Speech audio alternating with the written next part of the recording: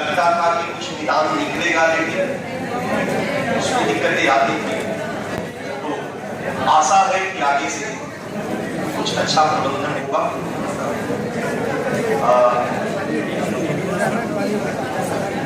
सबको मिल गया?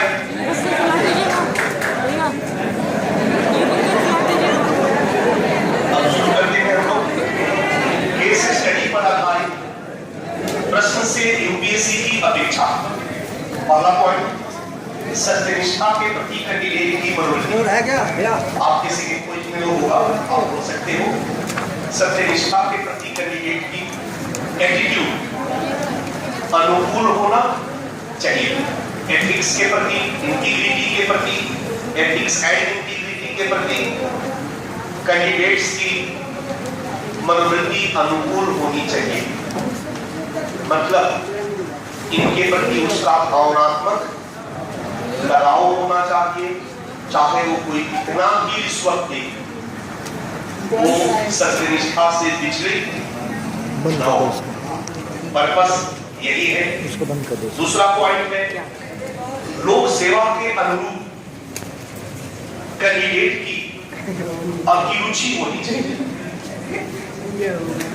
जब हम अभिरुचि गुणों की बात करते हैं तो इंटीग्रिटी भी है उसी मना करेंगे पीछे अपने बात करो, पहले चलाना नहीं, पर साथ ही साथ रिस्मैलिटी, इमोशनल इंटेलिजेंस की क्षमता भी, फ्लेक्सिबिलिटी भी है। ये अभिरुचिक गुण हम कर सकते हैं।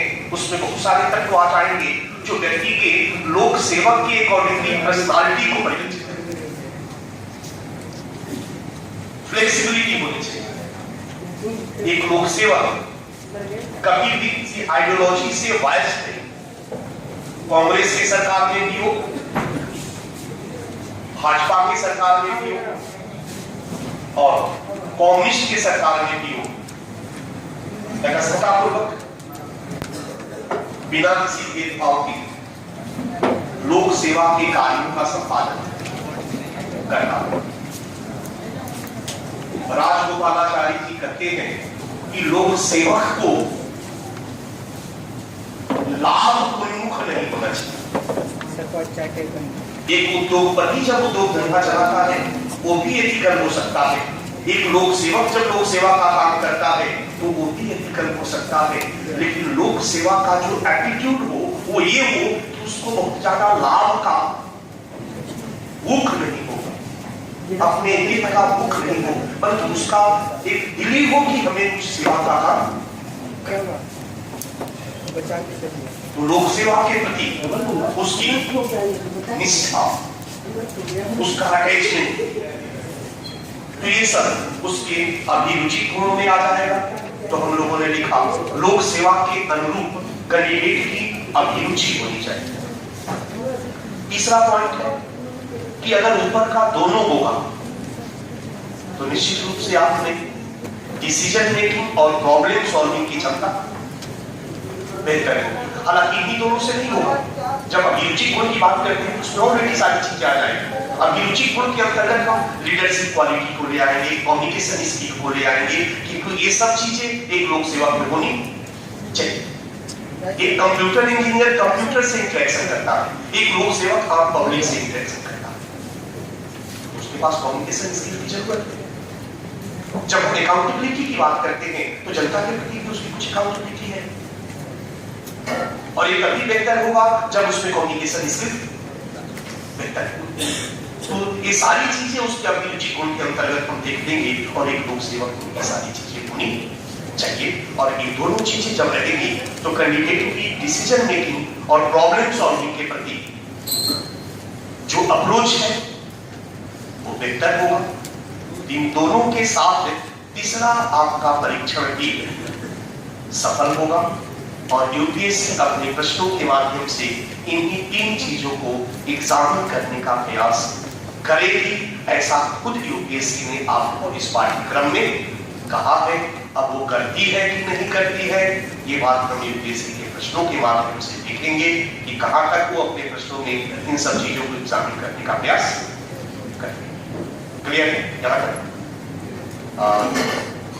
होता क्या है कि जब कोई व्यक्ति पढ़ा के निकलता है तो छात्र पढ़ता है कि कौन छूट गया है, इस पर चर्चा करें। जब ऑलरेडी जब अशोक सर हो तो फिर हम लोग डरते डरते ही बीच में आएंगे, क्योंकि अब बचा ही क्या कि मैं पढ़ाऊं, मैं सीधे 2013 के प्रश्न को उठाऊं और केस स्टडी तो करा दूं, यही होना चाहिए। लेकिन फिर मुझे लगा कि एक राउंड से चीजों को हम ब्रीफ कर देते हैं और एक बार फिर हम उसको बांधने का प्रयास करें। तीसरा पार्ट है लोक सेवा हेतु कैंडिडेट्स के लिए आवश्यक नैतिक गुण। हम लोगों ने पीछे 3 बातें याद रखें, एथिक्स और इंटीग्रिटी के प्रति, राइट?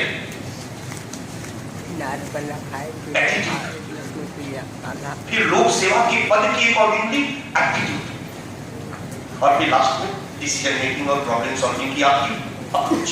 3 बातें। अब पहला बात जो ऊपर वाला था उसमें हम देखते हैं कि लोक सेवा हेतु कैंडिडेट में कौन कौन से किस टाइप के नैतिक गुण होने।